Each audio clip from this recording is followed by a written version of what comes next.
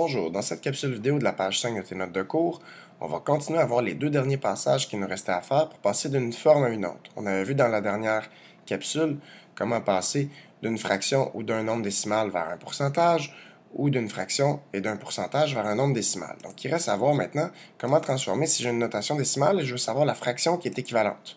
Donc il y a différentes façons d'écrire un même nombre si je l'ai en nombre décimal et je veux avoir la fraction. Donc si le nombre est écrit en notation, je vais transformer le nombre écrit en notation décimale en fraction décimale, comme on avait vu dans les capsules vidéo précédentes, et je vais donner la réponse sous forme d'une fraction irréductible. Donc, je vais avoir une fraction décimale que je vais réduire. Donc, on va aller faire des exemples. Donc, 0,6, qui est un nombre décimal, je veux le transformer en fraction. Donc, 0,6, ça se lit aussi 6 dixièmes. Donc, ça, c'est ma fraction décimale, qui est une fraction qui est sur 10, sur 100, sur 1000. Donc, une fraction dont le dénominateur est une puissance de 10. 6 dixièmes, c'est une fraction qui est associée à ma fraction décimale et qui me reste à réduire à 3 cinquièmes en réduisant par 2. Donc, ça va être ma fraction irréductible que j'ai réduit par 2.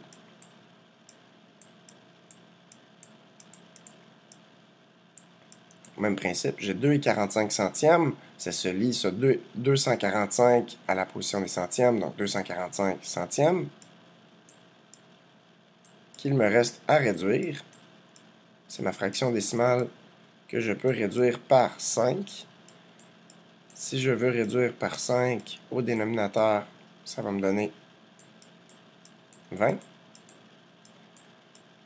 Et au numérateur, si je veux calculer 245 divisé par 5, je peux le faire en calcul mental.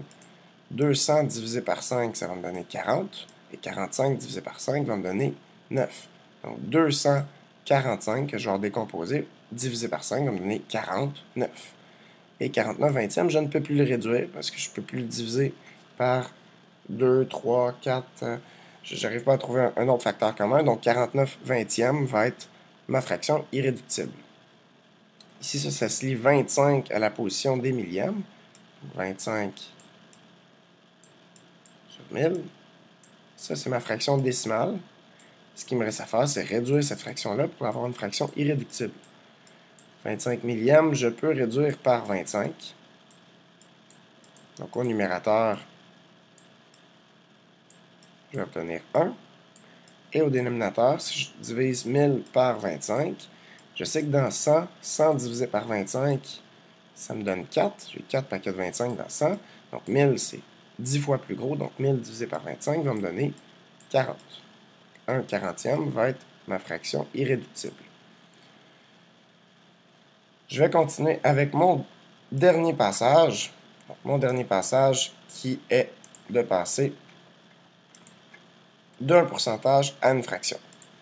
Donc, si je veux transformer mon pourcentage, je vais transformer mon pourcentage en une fraction sur 100 d'abord.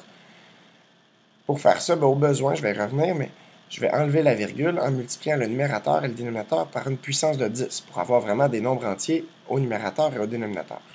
Puis finalement, si j'ai une fraction sur 100, ce qui me reste à faire, c'est de réduire cette fraction-là pour donner ma réponse sous forme d'une fraction irréductible. Par exemple, si j'ai 70%, qui est un pourcentage, et que je veux transformer en fraction, 70%, ça revient à 70 centièmes, 70 sur 100. Et je veux avoir une fraction irréductible, donc je vais réduire cette fraction-là par 10,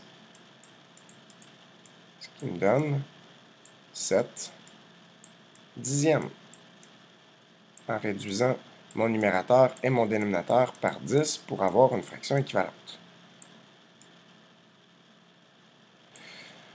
Si j'ai 62,5%, je vais transformer mon pourcentage en une fraction sur 100, donc j'ai 62,5%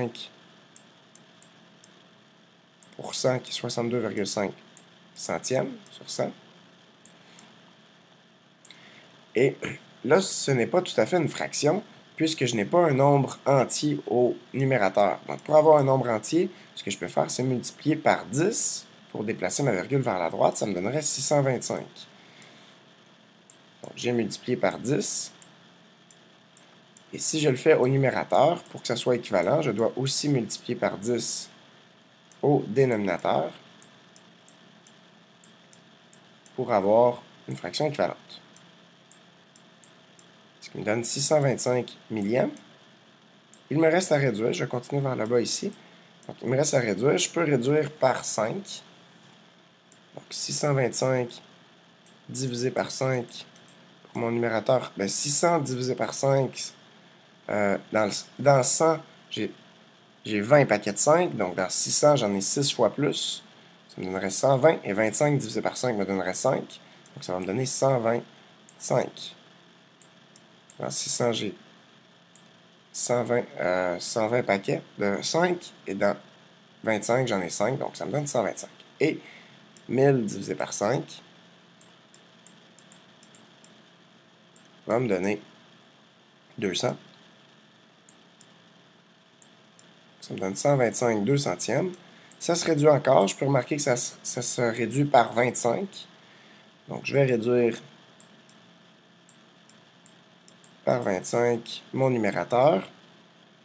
125 divisé par 25, ça me donne 5.